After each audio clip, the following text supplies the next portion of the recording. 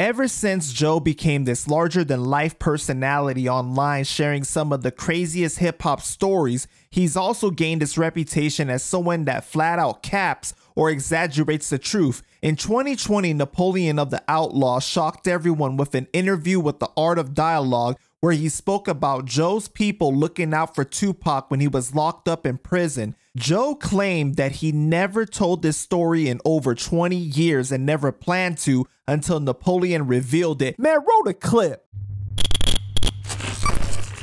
Tupac Shakur, the realest rapper ever lived. There's no question. Not even Fat Joe could come up in here and tell you some shit like Tupac. He the realest. Every time I ever seen him, he was in violence. He was with the smoke every time I ever saw him. And so somebody said, yo, man, I heard when Tupac was in jail, you told the Spanish guys to hold him down. And so Mutabel, his right-hand man from the Outlaws, recently did an interview where he said, yo, you know, Greg Knight sold Joe. Joe sent the kite out. Pac told him himself. He was with him every day. Pac told him, yo, Fat Joe, man, he's telling the Puerto Ricans to hold me down in there. I can't make this shit up. It happened. I'm sorry, you guys. I'm sorry, the guys who want to hate. I'm sorry. It happened. It's real shit. I could be talking mad shit up on here I don't talk about. You think I talk a lot. Trust me, I talk enough. Man, I ain't capping. Shortly after the interview with Art of Dialogue, Napoleon appeared on Joe's IG live show and it confirmed all of the details of how the event came to be and how it was partially Joe's fault in the first place, why Pac needed the protection. So, and I had to explain to the people that even Pac told us, I heard it out of his mouth, that when he was up north in Clinton, he said that Joe Peoples, he was like, man, Fat Joe People held me down. You know what I mean? Pac said it. He said, man, Fat Joe had some people that was locked up. They showed me a lot of love. And I tell the people all the time. I'm going to tell you how that happened, right? Yeah. So one day when Pac was locked up, I was doing an interview on Hot 97. And they had, you could tell me if I'm talking too much or you're uncomfortable. You tell me. Nah, this your thing, man. Do your thing, bro. No. So I'm on Hot 97. They asked me, yo, what's up with the East Coast? And you know, I ain't gonna lie to you. I was mad ignorant at the time. And I was like, nah, for real. I was like, yo, I don't know how niggas diss in New York. You know, that type of talk. And yeah, it had got back to me that dudes that was locked up with Pac heard it. And so now they was talking like, we gonna have beef with Pac because we heard Joe on the radio talking about he got a problem with Pac. So I believe it was Greg Nice, and he was real tight with Pac. Yeah. So Greg Nice hit me up, and he told me, yo, I didn't want to go that way. You know, I can't even go there, because I never told this story completely. So Greg Nice came up to me and said, yo, you know, you talking and the Spanish niggas trying to make it real uncomfortable for Tupac up there. You know what I'm saying? Because you said on the radio this and this and that. So what had happened was I really didn't have beef with Tupac personally. So I made the calls and let them niggas know, like, yo, like anybody else would do for me. Like, you know what I'm saying? I was just repping New York or whatever the case may be. Plus, I also knew that Biggie ain't really wanted to go there personally. So I made the call and I told them niggas, like, yo, if anything, hold him down. Be like, nah, like, you know what I'm saying? It's Tupac. And then that's what he must have told you, like,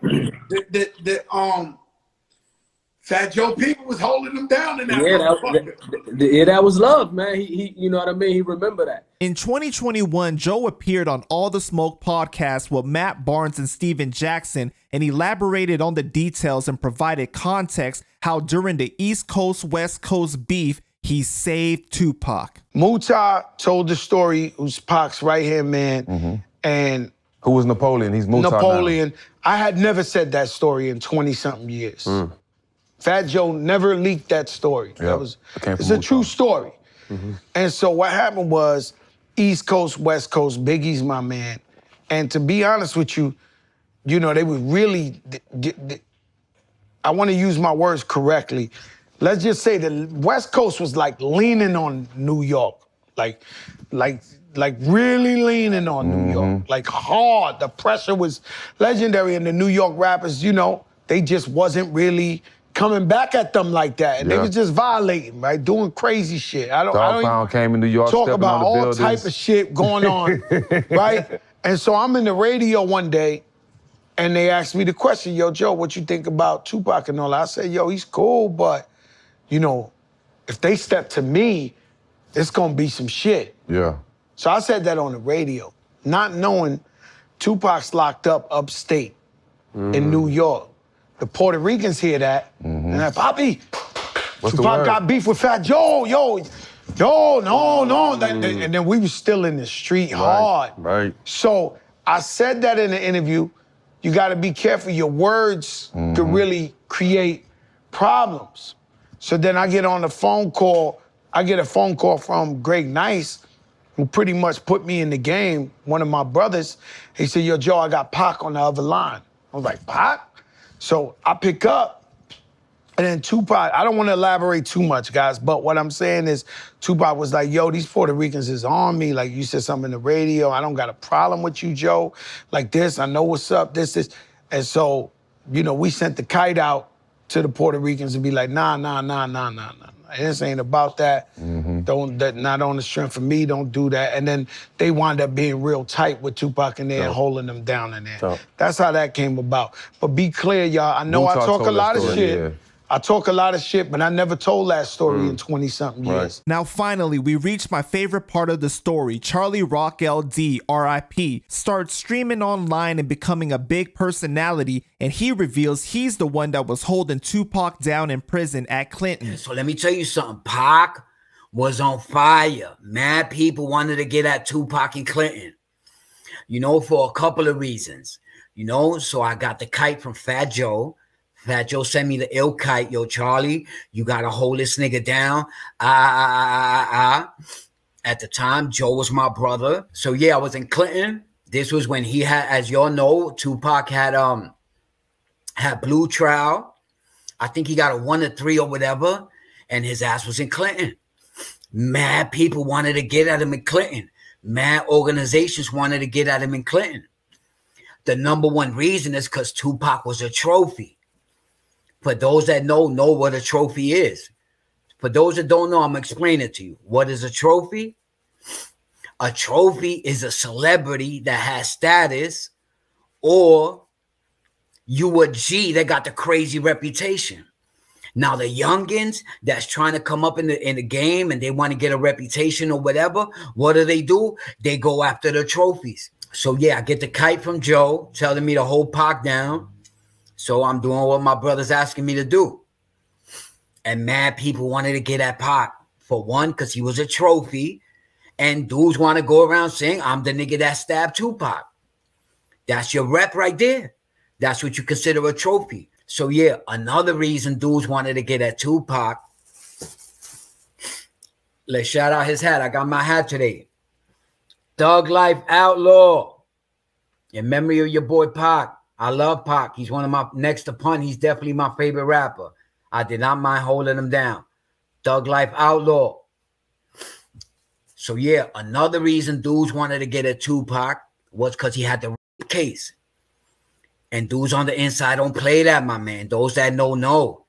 If you come in with a rape case, a child molesting case, some heinous shit like that, a rapist, shit like that, dudes want to get in you. So back to your boy Pac. I ran up on him in the yard. I told him who I be. I told him I got the kite from Joe. And on the strength of Joe, Pac even mentioned it in an interview that Fat Joe had his people hold him down. So y'all know I ain't capping. Your boy Tupac said in an interview when he got out that Fat Joe people stepped to him and held him down. I'm the nigga he was talking about, the OG Charlie Rock LD. You already know, man. So yeah, man, I met Tupac in the yard. I stepped to him, told him who I was. I gave him, I blessed him with 2 crates of cigarettes. I gave him an ice pick, a razor, and 5 bags of weed. Yeah, I know your boy Pac liked to smoke, and your boy C-Rock was, you know, your boy C-Rock was running the yard, my man. I'm that dude. Those that know. Your boy C-Rock was definitely, you know, holding weight in the P now. So dudes seen that I snatched Pac under the wing. They seen that Pac was under the protection of Charlie Rock LD and my crew. And, you know, some dudes were still trying to get at him. I had to send a couple of soldiers to get at dudes to back up off Pac. Because, you know, just because I was busting my gun don't mean I'm the only dude that was busting my gun. Niggas stay busting their gun. You already know. I never say I'm the only dude that was putting in work. No, everybody was putting in work. You know what I mean? It is what it is, but real recognize real. So y'all let me know what y'all think about this, man. Put your thoughts down in the comments and make sure you like and subscribe and stay connected with Panda Chop News. Peace!